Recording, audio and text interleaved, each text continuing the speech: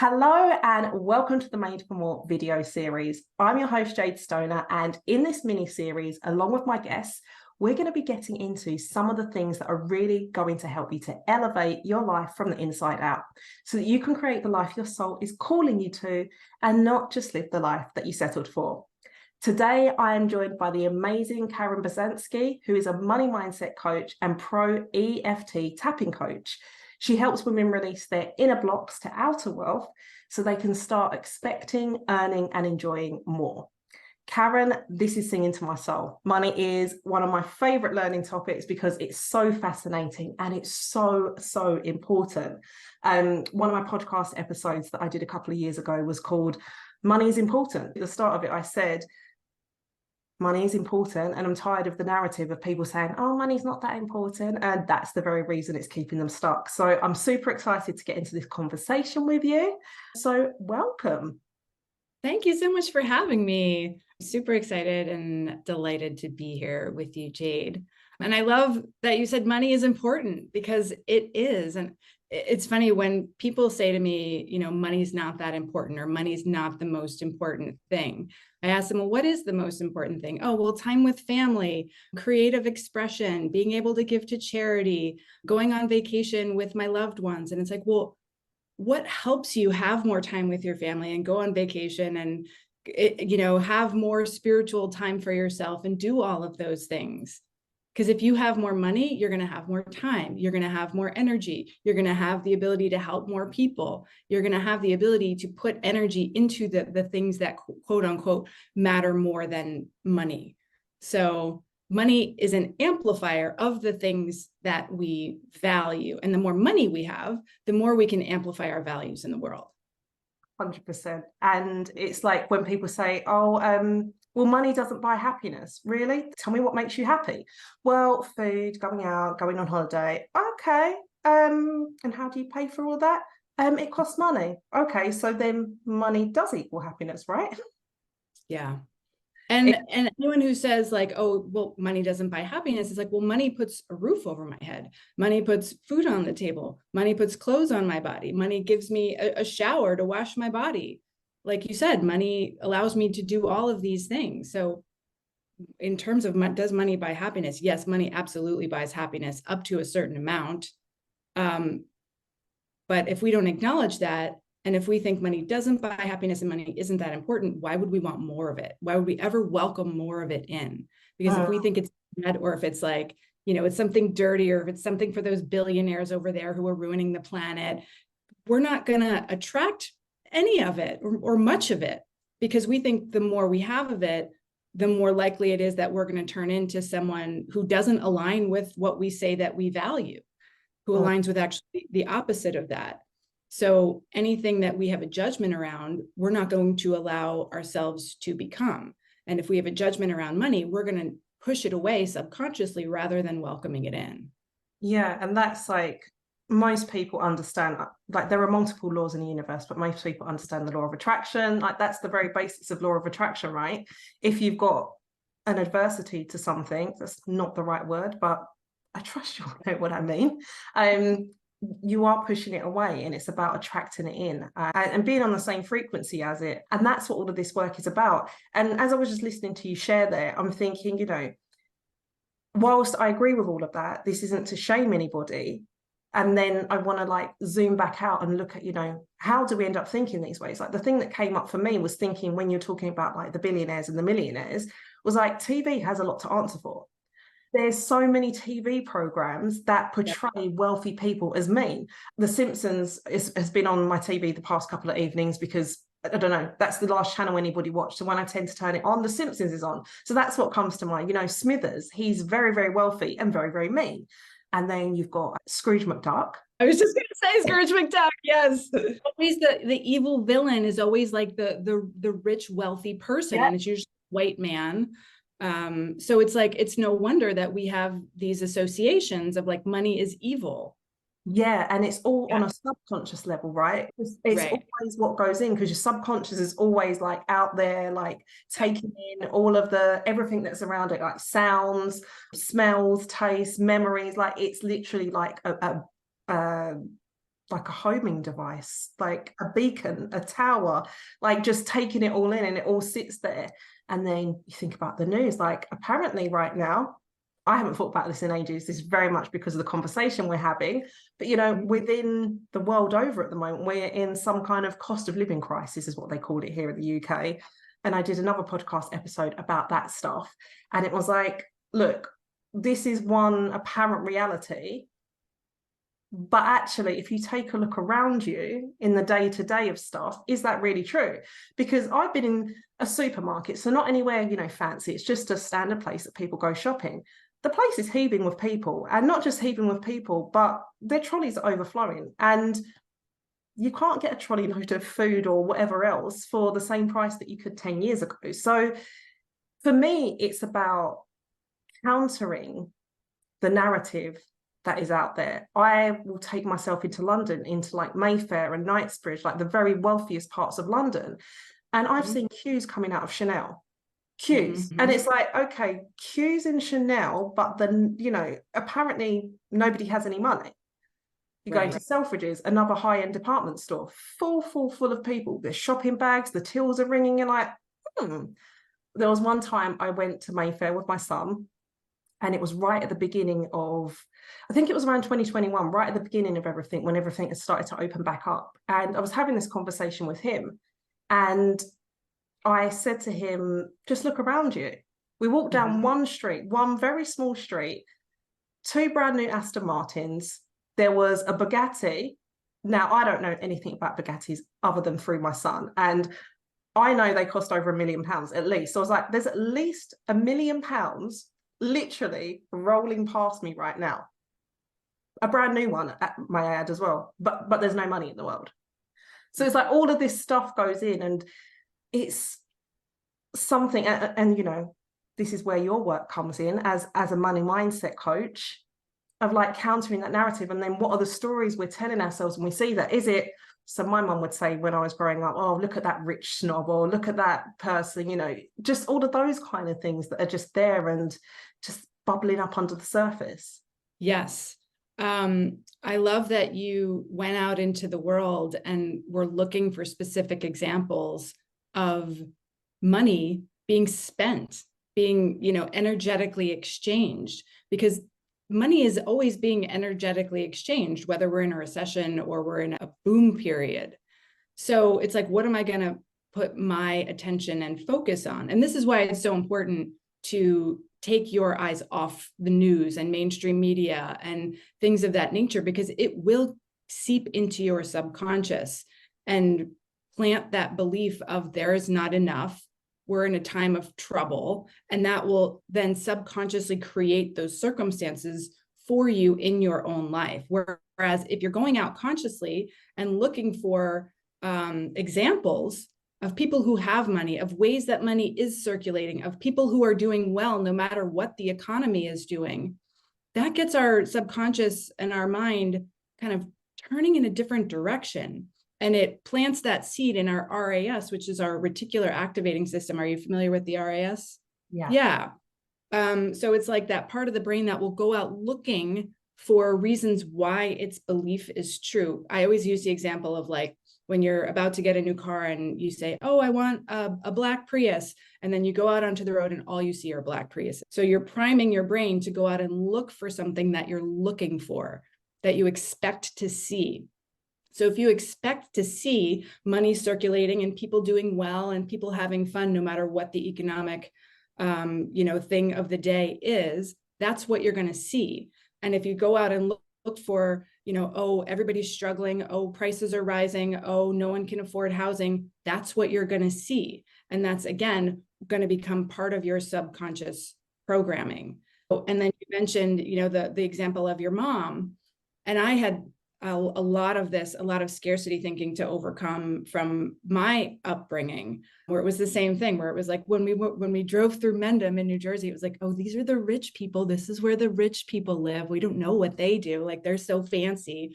We can't go in the rich people stores. We don't drive the rich people cars. And it became like this wall of like, we're over here and the rich people are over here. And there's a big energetic divide that is like is keeping us from being rich. And we're just not one of the rich people. We're just going to be in this kind of circumstance rather than that kind of circumstance. So when I started to realize that, as I started doing my own money mindset work, I was like, oh my goodness, like the programming was so deep in terms of there's not enough. I always have to cut coupons. Like I should always look for the cheapest version of whatever the thing was that I was going to buy so I could get the best value, then keep it as long as I possibly can before I have to get another one, like never pay full price for anything. And when I started learning about money mindset, and I came upon this idea of like expansion and like adding value in the world and expanding, that blew my mind open. I was like, what do you mean I could and should earn more so that I can have the things that I actually want, not like the second-rate version of the thing that I want, which also, mind you, will translate into other areas of your life, like your relationships, for example, which, speaking from personal experience here.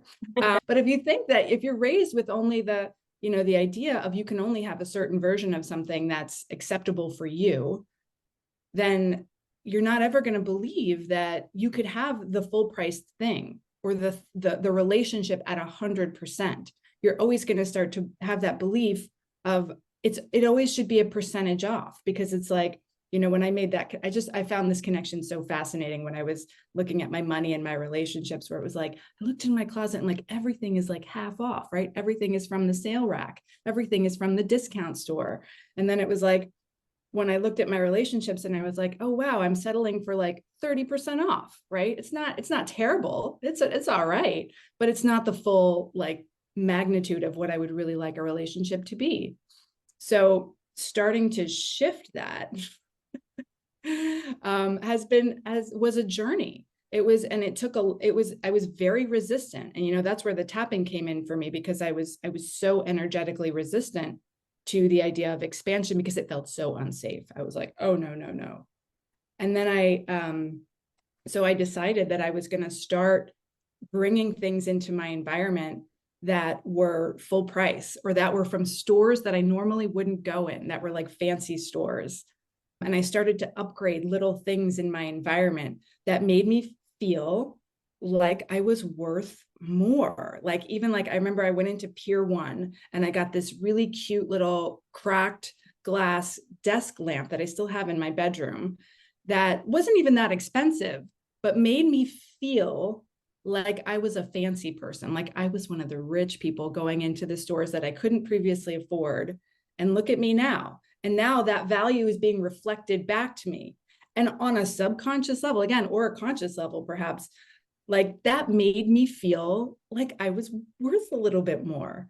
And I started to do that in small ways. So it's not like, you take everything out of your closet and you give it away and you go out into all the, the pricier stores and fill up your closet with all of that. That's not the journey. For me, it was about doing this in small ways over time, and realizing that as I did that, my internal sense of value and self-worth started to increase along with it. And so I was able to show up differently in the world. Like I started like, walking a little bit differently and interacting with people in a different way. I started trying different things in my baby business at the time. I launched a course out into the world that helped me pay off a huge chunk of the debt that I was in, $13,000 worth of debt that I found myself in, because I started to believe in my own sense of value and self-worth. And when I started to really get curious about that belief, I thought, well, what's possible? Like, do I need to like get a job that I hate or work 7 side jobs in order to pay off this debt and be miserable and cut every corner that I can cut? Or can I do this a little bit differently this time around? And let's see what that journey might be like. So that's what I started to do. And then I ultimately paid off all of that debt. And I was like, wow, like that was way more fun. I mean, not that paying off debt is fun, but like it was way more fun and expansive than I ever imagined that a debt repayment journey could be. And, in the process, having that side effect of like feeling like I have more value to offer the world And also like I matter and what I create matters, and people value what I create, and believing that people will value what I create, like life changing. So it's a practice of like priming your RAS, having your practices in place every day, and consistently reminding yourself that you're worth it, you're valuable, that there is more than meets the proverbial eye in terms of what society is reflecting back to me. And I can create my reality if I want to put these practices into place and experience something different. Powerful. And you've touched on so many things there. And one of the things is about debt, because I know that's a thing that plagues lots of people. Again, societal conditioning says debt is bad and you shouldn't get in debt, and and that can add a lot of shame and guilt for people. And then it doesn't have to be that way. I learned from a mentor many years ago to reframe it, and rather than look at the people that you owe the money to, your creditors, as creditors, look at them as blessings bestowers. Yes, I teach that too. That changed the whole game for me, because it just put a different stance on it. And then from that different energy that helped me to shift, I was able to shift at it in a different way, and it didn't consume me so much. And debt can be, or paying the debt off rather, can be abundant and fun. And also the way in which we use debt, I also find that really, really interesting, because poor people are like, no, debt is bad, debt is the devil. But wealthy people use debt for them. They leverage the debt. Robert Kiyosaki is one of the most popular names that comes to mind, Rich Dad, Poor Dad. He has used debt to build his whole property empire. And when you look at it from that perspective, and how it's used, and Grant Cardone is another one that uses debt. I'm sure lots of them use that, but I know that they've publicly spoken about it. Whereas the average person will use debt to buy consumer goods. Two different ways of looking at stuff. I also love how you said like I call them incremental upgrades. I know you said incremental. I can't remember the end of what you said, but it's the same thing. It's not about going out and changing all of this stuff all at once. It's about bit by bit, instead of going to the sale rail, just buying that one item of clothing that is not from the sale rail. And then next time, maybe it's two pieces that are not from the sale rail. And it's how we shift. And money is important, and it's so important to get a handle on this. And the other thing that I love that you shared is, you started out on this journey to fix your relationship with money, but what you actually did was you fixed the relationship with yourself. You found your self-worth, you fell in love with yourself, you owned the fact that you were worthy. And you've also touched upon like something else that most people miss, is that how you act in one area of your life is how you act in other areas. And what you said about, money and relationships, and they are very closely linked. I did a course years ago called Men and Money, because how you interact with one is how you interact with the other. And exactly what you said, if you write down a list of how you actually interact with money, what your relationship is like, what your feelings are about money, and then do the same with men, they're probably going to be the same. And guys, do the same for women. Write down your feelings about how you feel about women and how you interact with money, and you'll probably see a correlation. And so that's what I love about money work. I often say, like, money is like the dangling carrot that like gets you on the path, but what you actually get is healing, soul growth, and repairing a relationship with yourself. And that is, I don't know, that's one of the money is important, and money is a great tool, and healing that relationship with yourself is priceless. And I think also something I've realized along the journey is that my power is not in money. My power is not inside of a relationship. My power is right here inside of me. Because if the moment I give my power away to money and say money equals my security, or the moment I give my power away to a relationship and say this relationship equals my security or my self-value or my value in the world, is the moment I'm in a lot of trouble, because that can be taken away from me at any time.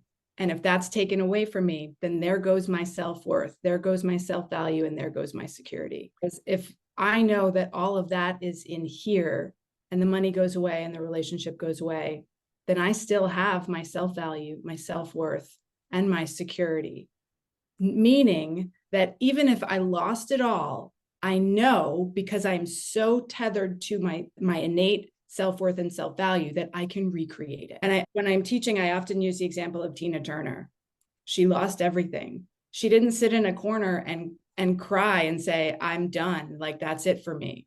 She harnessed her innate value, her courage, her resilience, her chutzpah, her talents for singing and dancing, and she recreated herself in a bigger and better way, because she knew that her value was in here, her security was in here and not out there. Because the truth is, anything and everything can be taken away in an instant, right? That's just a fact. We just don't know what's going to happen.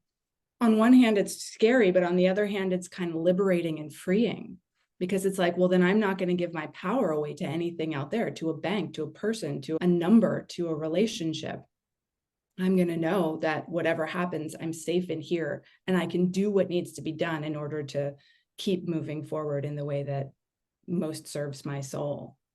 Absolutely. And that's a lot of the work that I do, is bringing people back into their power. And the reason that I can do my work in the way that I do is because I've lived the experiences of not being enough. You know, I've placed my power in money and thought to myself, you know, when I get to this money, when I'm earning this, but that was still giving my power away. It wasn't about the money, because actually, and you just touched upon this, you know, what people often do is when the bank account is high, their self-worth is high.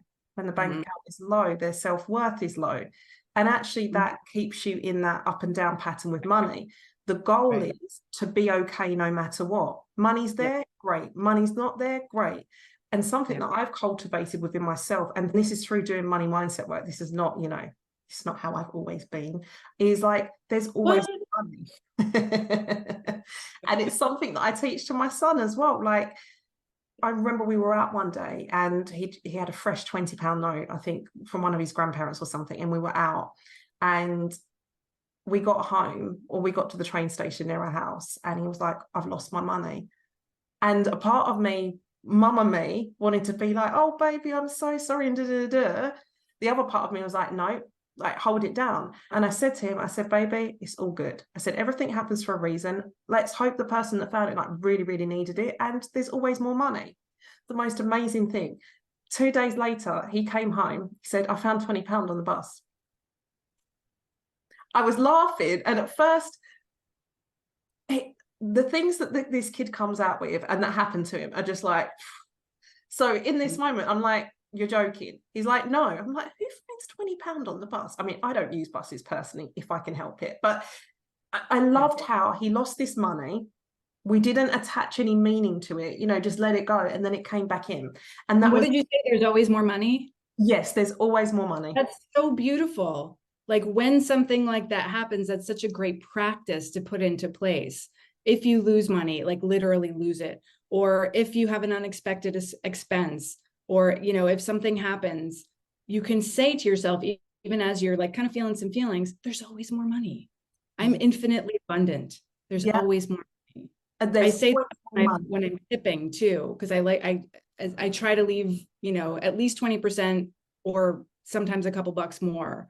And that's a practice for me, because I'm like, I don't want to be someone who gets worried about an extra dollar or two. And so I say to myself something like, there's always more money, or I am infinitely connected to all the money in the universe, or I am infinitely abundant and I always have money to spare when I give that tip, or when I just, you know, contribute a little bit extra to whatever it is. And then I take a breath and I'm like, whoa, I'm safe. Good. This is great. So I was just reflecting and thinking, like, over in the States, like, you guys tip. Here in London, what they've started to do, particularly like in the higher end restaurants, is they put the service charge on automatically. Now, I wanted to say as well, like, some people can take what they're hearing that you've just shared and just be like, oh yeah, I'm just going to tip everywhere. Like, my attitude to tipping has always been, I will tip you when I've got like really great service, because you know, you're getting paid for a job. I'm not just going to tip you because I can, or because I feel like, you know, the more money I put out is the more money that's going to come back. Like, that's the wrong energy for it to come from, like doing it for the sake of doing it. But I'll do it if I've had really great service. But that's been flipped in London. Like, they just stick it on, like, and it says optional. And what I was laughing at sometimes in the US these days. Kind of the opposite to you. I have been in restaurants with people sometimes where they've picked at the optional service charge on there. They're like, I'm not paying that, and it's optional, so I'm not paying it. And I always cringe a little bit, because I've been doing money work since 2014, and I find it everything's compounding now. But I always find it really, really interesting, like how they're scrutinizing over it's like 12% of a bill. And it always makes me giggle. And I think that sometimes these little things could trip us up. And it reminds me of, so just before we jumped on this call, one of your emails landed in my inbox, and I saw the story about your ex-boyfriend. Would you like to share? Oh, well, I wouldn't call him a boyfriend, but someone I dated. I found out that he was stealing nails from the Home Depot, which he still does to this day, because he thought that the Home Depot owed him something because they were a big corporation, and that he could just like slyly like take nails and just put them in his pocket. I remember he told me this, and I had a little bit of cognitive dissonance where I'm like, did he just say that? Yeah, because it's so shocking. Exactly. And I asked him, and I said, wait, you steal nails from the Home Depot? And he's like, yeah. And he's like, I would never steal from like a small business or anything. And I was just like, I'm like, do you have any idea what I do? But I was shocked. And he was like, yeah, because, you know, they have those self-checkout kiosks now, so they don't have to pay more people to work there because they're covering the cost of their losses. So they're actually expecting it. And I was like, I didn't even know what to say. And I was just like, that is completely out of alignment. That would be an example of like a really shitty money mindset. And it made me laugh. Paycheck to paycheck earner as well. Like, he really had a hard time with money. That's really shocking. I would never have thought that. And I'm hearing all of that. And I'm also, so when I hear stories like that or read stories like that, it takes me back to how I grew up. Because actually, although that's shocking to me, this version of me now, or even over the past however many years, childhood me would have thought that was normal, because I know my kind of stuff. A story was shared with me recently, which also reminded me of my childhood, of like somebody buying something from the store, wearing it, keeping the labels in it, and then taking it back after. And again, it was a moment of, oh, because I've forgotten that that's even like a way that people behave, like, because I don't know anybody that behaves like that anymore, but that definitely happened in my childhood. I even did it myself, actually, like in my late teens, because, you know, that was normal. That's what I've seen. Something else that I noticed is, so growing up, money was a bit of a struggle sometimes. It wasn't like we never starved. It was never like really tight. There was actually money there. It was more of a mindset thing, which I want to come back to in a moment. But my mum would always divert to the reduced food section in the supermarket, like the bright yellow stickers. So over the years, as I've been doing all of this money work and like deconditioning myself around certain things, and like you said, expanding into what do I want, what feels good for me, how do I want to live my life and do money, there's a thing about these yellow stickers. So in the supermarket, I'll go in, and these yellow stickers, just like, it's like they shout out to me. And I didn't notice it at first. And then I did. I was like, wow, that's somewhere in my psyche, somewhere in my subconscious, somewhere where that still sticks out. And the interesting thing about it is that this particular family member doesn't have a lack of money in the way that they did when I was growing up, but still have the same attitude to it. So it's the same circumstances are different, but it's the same lens that they're seeing stuff through.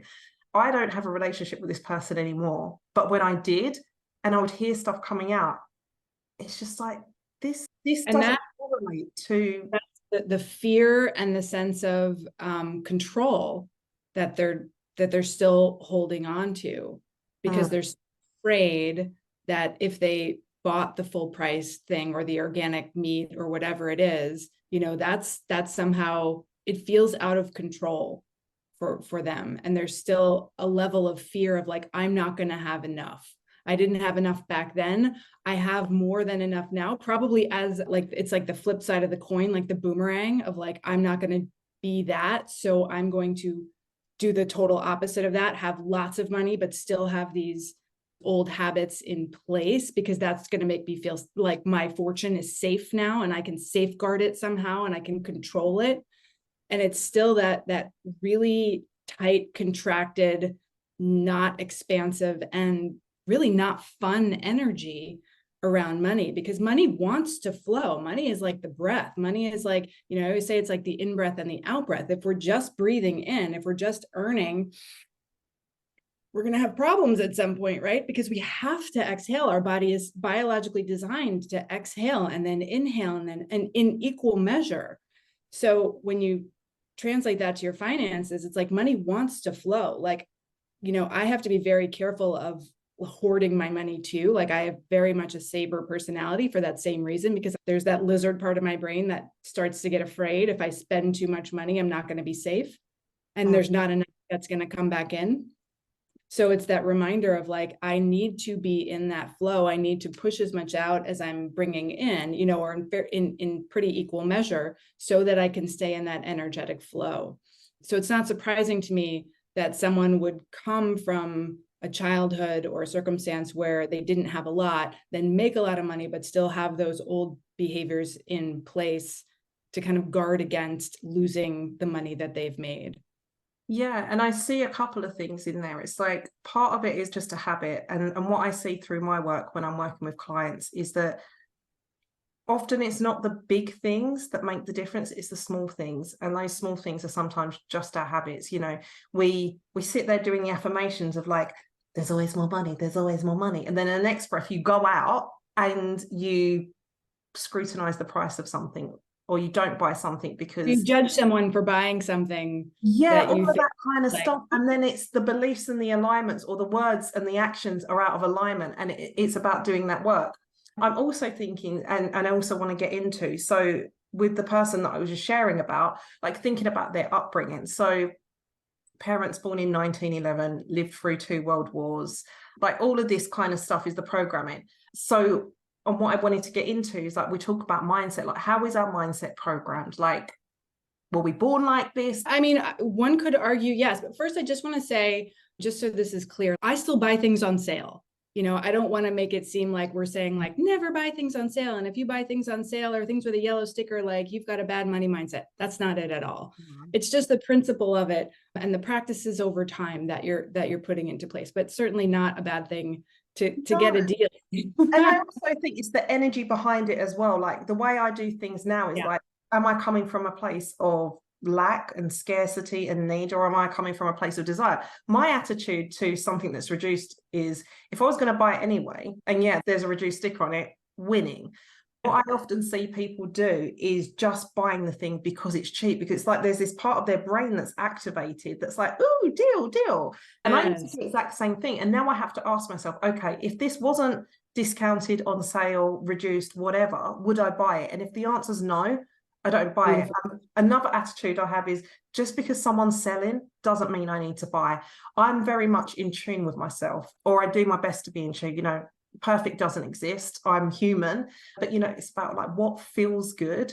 And am I buying this from a place of desire, which is where I like to buy from? Genuine desire, not just like, oh, like I just need another bottle of shampoo. Yeah, and not that ego level either of like, oh, if I buy this, people are going to think this of me. I'm going to look like this. It's like, yeah, no, like just genuine soul, lights up your soul. That's where the values, like knowing your values, is so important. It's one of the first exercises I have my students do, because if you don't know what your values are, then how do you know where to spend your money, right? Your money is going to be spent all over the place in all these random things, and you're going to be more likely to spend your money on a discount thing that just looks nice in the moment that you don't really want or need, but isn't so bad, But it's like those, I call those are money leaks. And I used an analogy of like a boat, where like if you have one money leak, like it's okay, you can probably keep sailing. But if you've got multiple and you're spending money over here and over there, and you're not taking stock of what's valuable to you and why you're putting your money in one place and another place,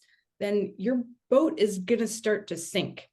So it's important to know what your values are, and are you spending your money in alignment with really, like what you said, your true desires, what's really genuinely important to you, not what your mom says, not what your family says, not what society says, but you as a unique and beautiful, authentic human being.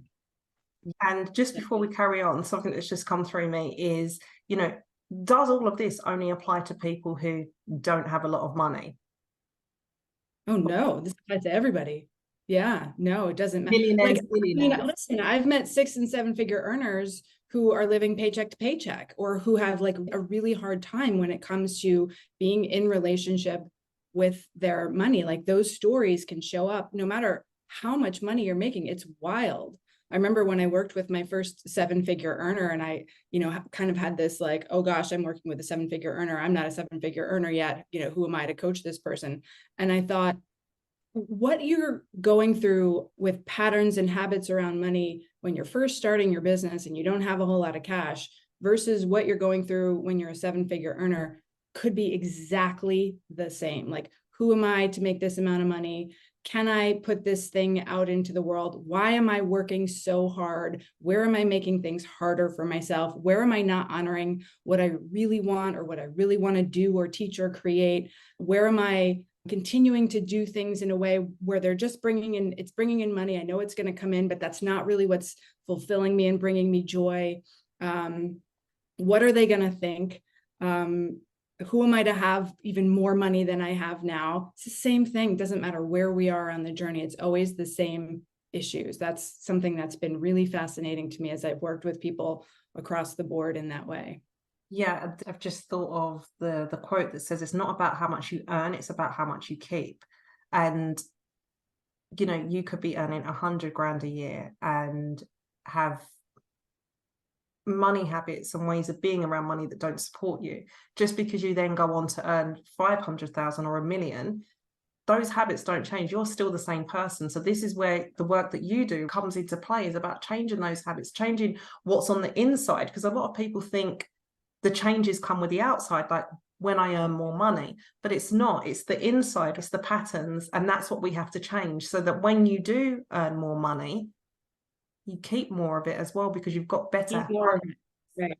Right. And you don't just keep buying more shit just because you have more money, because that's a thing too. Like, they call, I'm not sure where I heard this, but like success creep or lifestyle creep comes into play, where it's like, oh, now I'm a 6-figure earner. Now I should move into a bigger house.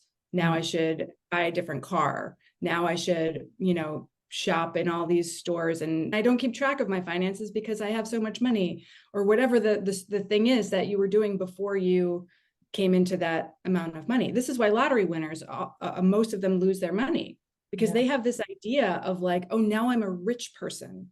And like this strange, vague notion of like what a rich person is and does and how they behave. And they go out and buy, $1 million pieces of art, and they buy a boat, and they take their family on trips, and they buy houses. And then all of a sudden, like, they're in a worse place from before they won the lottery. And that's because like they don't know how to be in relationship to money. Like, people who are truly wealthy, and my definition of success anyway, where they're enjoying their wealth, they're good people, they're, having fun and doing good things in the world. And like they're aware of their finances. They put their attention on their money. They know where their money is going. They know how much they have. They know how much of it they can spend. Like, they're on top of it. Whereas I think when people come into a large sum of money, when they haven't had a large sum of money before, there's just this sort of like magical thinking around like, oh, well, rich people just spend on whatever it is that they want. And it must be nice to like just go out and like buy cars and houses and have luxurious parties and things. And it's like, that's not it. That's not it. That's not the mountaintop we're aiming for. No, but it's also thinking that's something that's also portrayed like in movies, TV shows, and all of the things. Yes, it's dangerous. It's a dangerous mindset. It's funny, when you were talking in the beginning, I'm sorry to interrupt you. But I thought of the show on Netflix called Loot with Maya Rudolph. She plays this billionaire person or she gets a divorce and she has billions from her husband.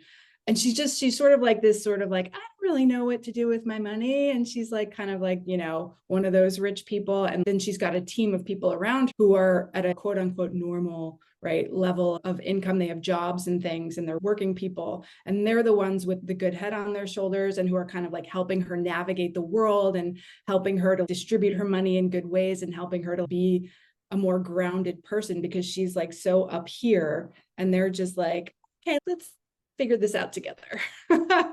But when I watched that show, and it's a cute show, it's a sweet little show, but when I was looking at that from the lens of the money work and how money is portrayed in the media, it was an interesting assessment. Yeah, I find that about a lot of shows, particularly on Netflix, actually. So one of the things that I shared earlier, and you said it's really great how I like immerse myself in that, is I watch TV shows that are based around money. So anything that has million or billion in the title, that I'm there. It fascinates me how people spend their money. A story just popped in my mind that I actually really want to share. So it's the perspectives again. So I was having a conversation with a lady. She went to Bond Street in London and she was in De Beers, and she was having a conversation with the guy that worked there. And she was just like, what's the most expensive item that you've sold or been commissioned? So the man said, oh, we've got somebody that's come in and commissioned us to make a tiara. So I'm hearing this story. I'm like thinking, oh, that's cute. He's having his wife, daughter, someone, but he's having a tiara made for them. How very lovely. The budget was either 45 million for a tiara, which was for a man to push his hair back off his face when he washes it at night. And my first thing was, wow, I want to meet this person, because I want to know who you are, what you do, and what kind of thinking that you have that you think that's normal. Going back to how we spend our money on things that makes us feel good, right? I don't even think I would spend £20 on a tiara to push my hair off my face to wash it of an evening, let alone 45 million. It's wild. But stuff like that, I just love seeing a different perspective. And yes, some of that could be like out there thinking, and there's a spiritual piece, which is like, the work I do and being grounded. But also when you were sharing about the lottery winners, I often share the analogy of a lottery winner.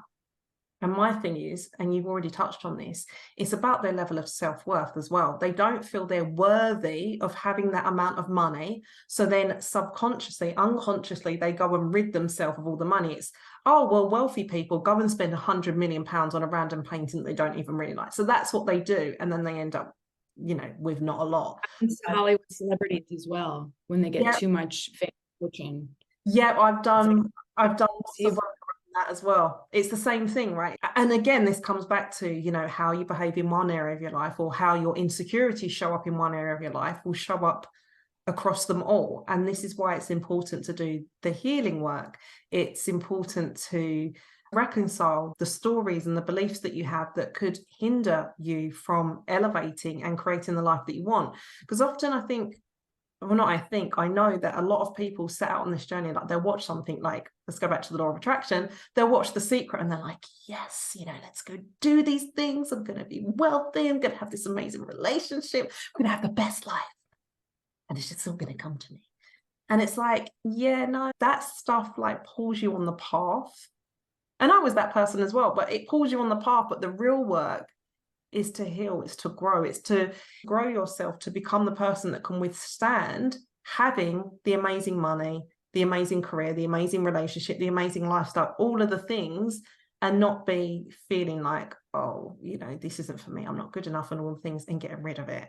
A colleague friend of mine, Inger Kenobi, and I ran a challenge called How Good Can You Stand It a couple of years ago, where it was a 30-day challenge, or I can't remember, 21 or 30 days, where we were upgrading something in our lives, in an area of our lives, every single day. And the amount of resistance from the women in our challenge to upgrade one small thing every day was like mind-blowing. And like getting in touch with what it is that you actually want, and then allowing that into your life and feeling good about it. It was a real eye-opener to see how triggering, I mean, yes, eye-opening, yes and no, because I've certainly been triggered in my own life just by upgrading in small ways. But it's so interesting because women are so programmed to expect less and to just grateful for what they have, that it feels so like almost like naughty or rebellious, or just like I'm not supposed to, feels arrogant, feels all of these things, because that's what we've been programmed. There's a whole conversation around money and the patriarchy that comes in there too. So how do I start expanding and feeling good about the expansion, and moving away from the question of how much can I tolerate, and leaning into the question of how good can I stand it? How good can it? Yeah, it's a massive thing. I see that in my own work as well, and the clients that I work with. And I do believe that men have this as well. And, I work with men. My work is for men. And I also recognize that women have it harder. And then, so one of the things that I was asking about earlier, like, where does all this money stuff come from? And we've touched upon like media and TV programs, which kind of the same thing. We've also touched on like parenting and stuff. But I also want to take it a step deeper, and it also connects to what I'm about to share. So going back to the women piece, is when we think about how women have been treated for lifetimes, for multiple generations, that all lives in us. And there's been a lot of conversation in the areas that I move in recently about the witch wound. And it would be easy to say, well, I'm not a witch, it's 2023, da da da da da. Can you just, can you explain what that is for people who might not know what that is? Yeah, of course. So I was going to say that there's a piece of us that's like epigenetics. So there's these cells that are passed down, and I'm studying my trauma-informed certification at the moment. And there's like multiple, I think it's like 6 or 7 different types of trauma and how it's programmed in. And one of those is intergenerational trauma. So basically, let's just say 2-3 generations ago, you had a family member that was a witch, like your great-great-grandmother or something, and she was burned at the stake. Your body has a way of holding on to this information coded into its cells. And then that's passed down through the generations, through genetics, really. And that's because we are wired as humans about survival. And the survival piece comes into money as well, right? It's all about survival. It's all about the preservation of human beings so that the species keeps evolving, even if that's uncomfortable, even if it's unsafe. So great-great-grandmother got burned at the stake, she was drowned, whatever happened to her. She then held inside of her, it's dangerous to be a witch. Do not speak up because I spoke up and that's how I ended up dead. This is coded into your cells and it's passed down. And it's a dormant cell for most of us. Now, our generation, females like you and I, are now in this world that we're coaches and we're told to go out there and be visible and do all the things. I'll speak for myself now because I don't know your story. And I know that this isn't, I'm not saying that I have this wound. I don't know if it is. I know where my visibility issues come from, but this is also could be a piece of it. So I now go to show myself up to the world, but I get scared and I get stuck and I don't know why. It's this cell, these cells within you that are activated unconsciously that are sending out these signals and then send your nervous system into freeze mode. So it's really interesting when you piece all of this together and the different layers of it. Like we're talking about money, and then there's nervous system and there's trauma and there's, epigenetics and there's witch wounds and there's all of these things layered in that when we, as particularly women, go out there and we want to make this life happen, this is all the healing that we need to do, and we need to heal the layers because actually mindset alone isn't enough. Right. Absolutely. If you haven't read the book, It Didn't Start With You by Mark Wolin, have you read that book? I haven't. The reason I'm smiling is because it came up in my trauma training that I was doing this morning. The first place that I learned about it was watching a program on Netflix called The Other Self, which I think is amazing. And they showed the book and I Googled it and translated it, and it was that book. So yeah, go buy that book. It's on my list. Yeah. Yes to all of that. And I say to my students, if you have a fear in your life, for example, the fear of speaking up or being visible, and it doesn't make sense in the context of your life, like you haven't had an experience where you were shut down or you were shamed or anything like that, but for some reason you have this weird fear of like speaking your truth. That's a, get curious about that, because that could be a clue that that is a generational wound that has been genetically passed down to you. Are you familiar with the cherry blossom study? Yes, that was shared this morning with the rats. Yes. Yes. So may I share it quickly? Yeah, go for it. Yeah. So there were a group of rats and they exposed this, or I'm sorry, I think it was mice or rats, I'm not sure. But they exposed them, I think it was mice actually. They exposed this group of mice to the scent of cherry blossoms. And after they exposed them to the scent of cherry blossoms, they would give them a shock.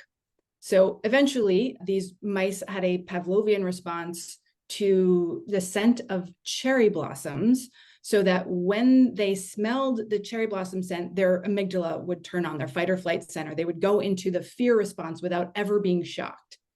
So these mice had babies, had mice pups.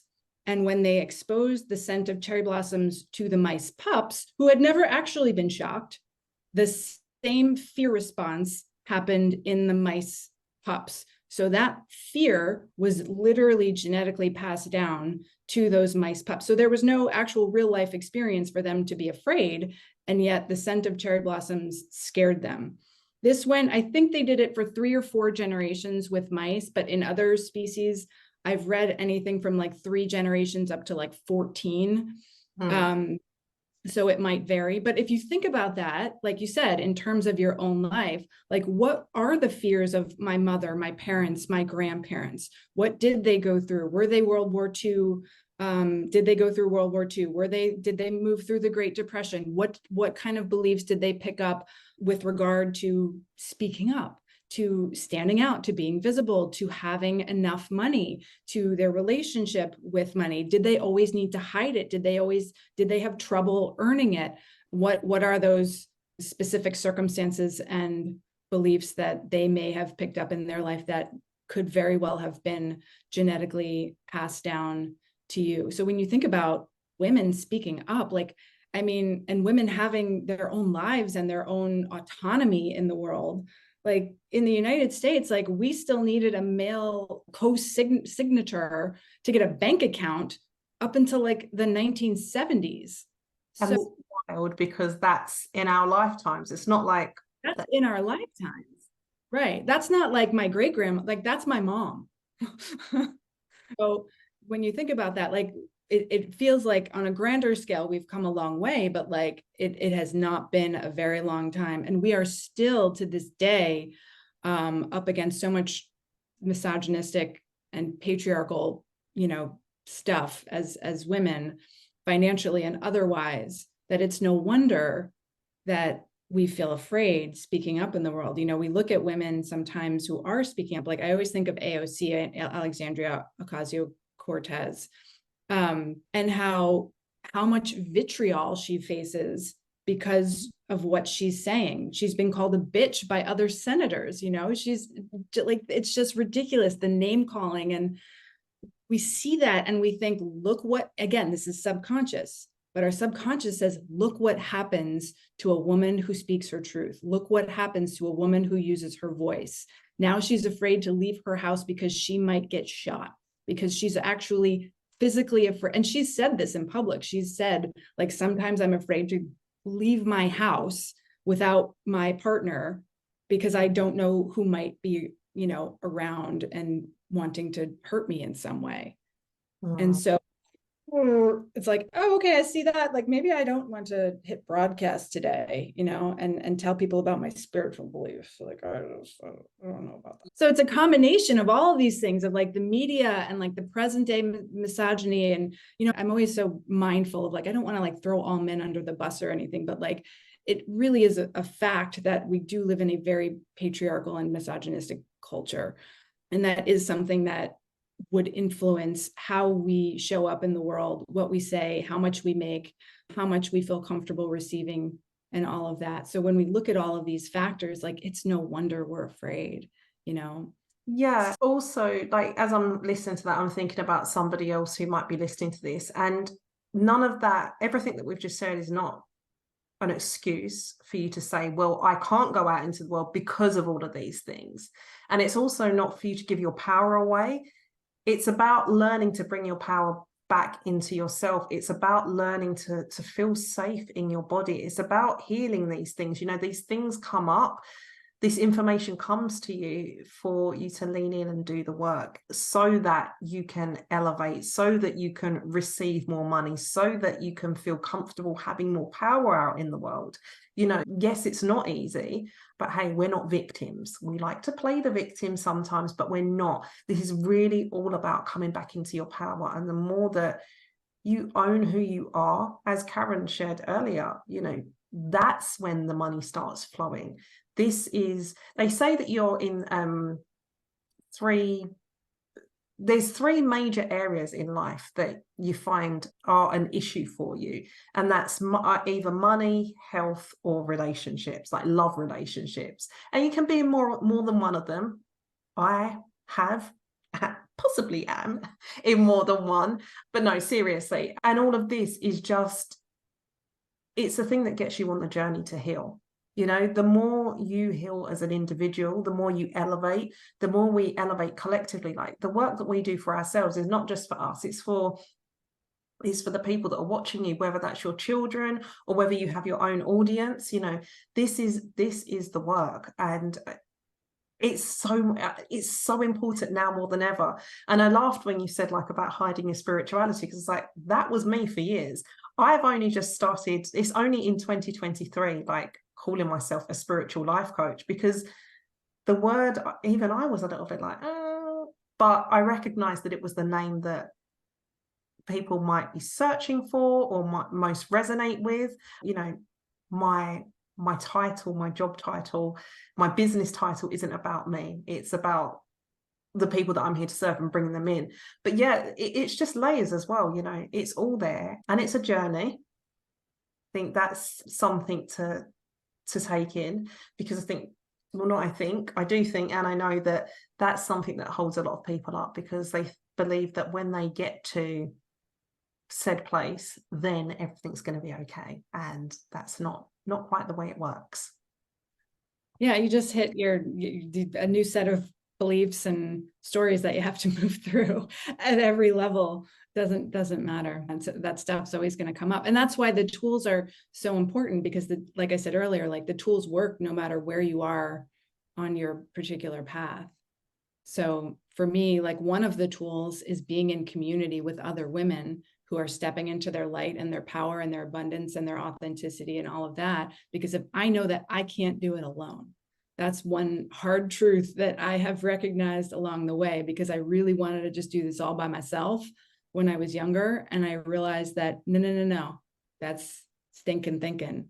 Like we do this as a community. Like you light your candle and then you light other people's candles. And, you know, the more candles that you light, like the brighter our world gets. And that's why my practice is to always be in an energy of abundance and generosity and giving, because I know that like it's not, like you said, like it's not about me. It's about like it's about the collective. It's about the community, and it's about helping other women, other people to be the fullest expression of who they can be in this lifetime, because that's what our world really needs the most right now, I think. Absolutely. And I love that you've said about community, because I'm actually launching my own community later on this year. So I'll leave the details in the video caption. As we wrap this up, Karen, we've spoken about lots of things about money. And I want to know, like, what are some takeaways? What are some things that people can do right now as a result of watching this to go and start changing their relationship with money?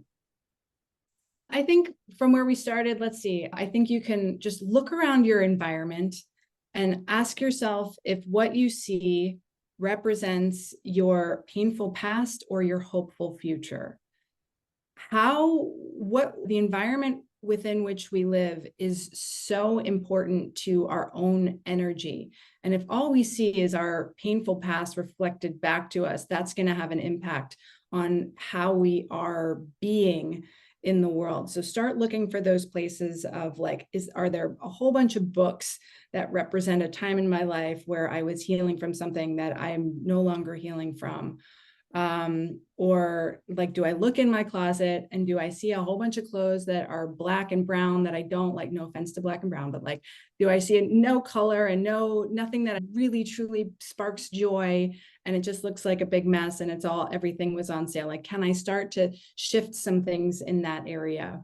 Can I bring in some greenery? Greenery is always so lovely in terms of amplifying abundance. Can I bring in, some candles or crystals or whatever it is that you love to have in your environment that just kind of lightens your spirit and helps to remind you of where you're going rather than where you've been.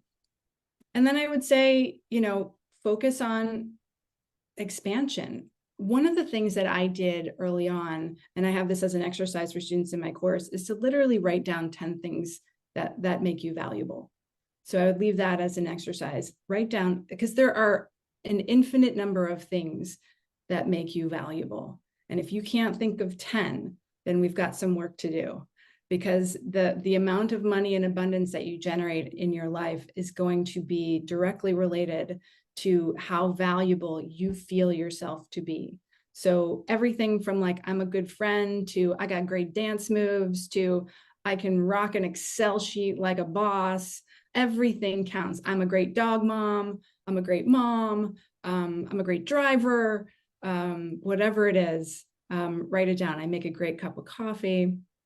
I honor the environment. What makes you valuable? So those are two places to start. There's so many exercises I could offer.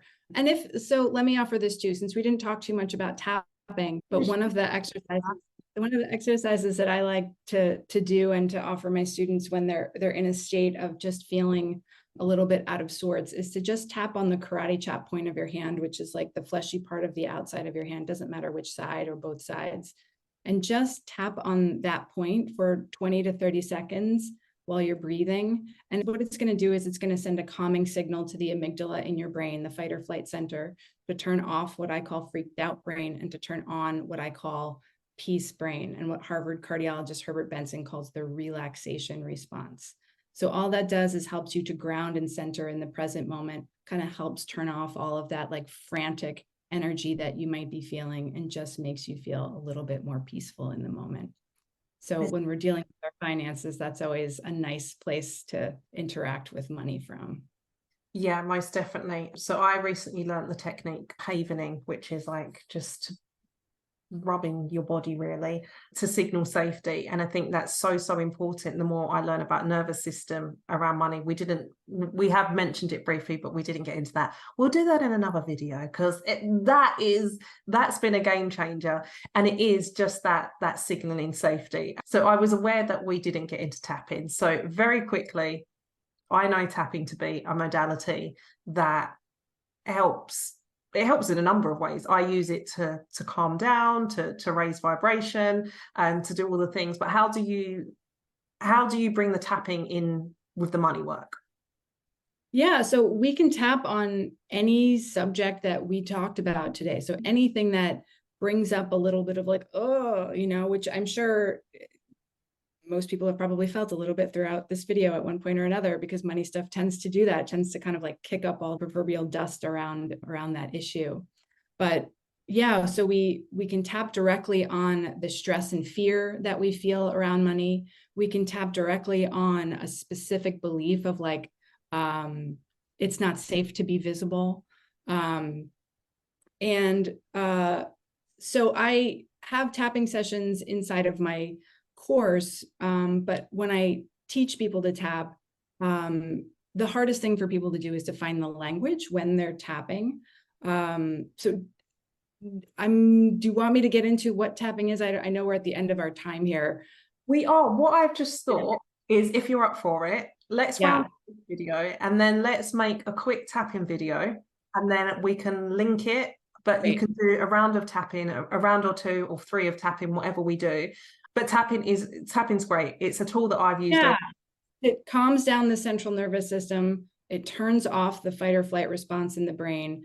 It helps you go from feeling like you're not in control of your money to I have the power, I'm valuable, I can do this, I got this. And it helps you uncover some of the limiting beliefs and stories that you may not have connected to your money. It helps you uncover those stories and move through them energetically so that you can kind of clear the space ahead of you, so that when you're moving forward, you're not sabotaging anymore. Because if you're bumping up against a story or a limiting belief unconsciously, you're going to sabotage. So tapping will clear that belief or that story so you can move forward and not sabotage. Just move forward like a boss. Okay, so let's wrap up this video. I will put a link in the caption to this video along with Karen's details.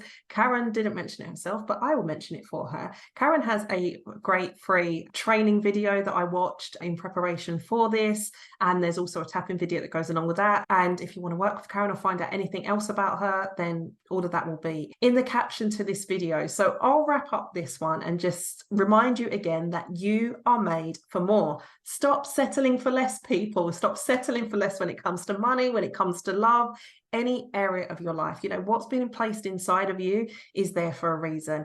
If you have a dream of being a millionaire or a billionaire, and not an ego thing, you know, we touched upon this a little bit earlier, like about the mind and the body, but like if it's really like in your soul, you feel like, I feel like I'm meant to be a millionaire or a billionaire, that is there for you. And that's the same with any other dream that's there for you. So honor that voice inside of you. You know, all of this healing work, all of this soul growth work is really about coming back to you, coming back to the power that is within you already, so that you can open up and effortlessly receive everything that is waiting for you. So that is all for this video. Again, look out for the link. We'll do a quick tapping video, and you can also check out the other videos in this series. So thank you for joining us, and until next time, big love. Mwah.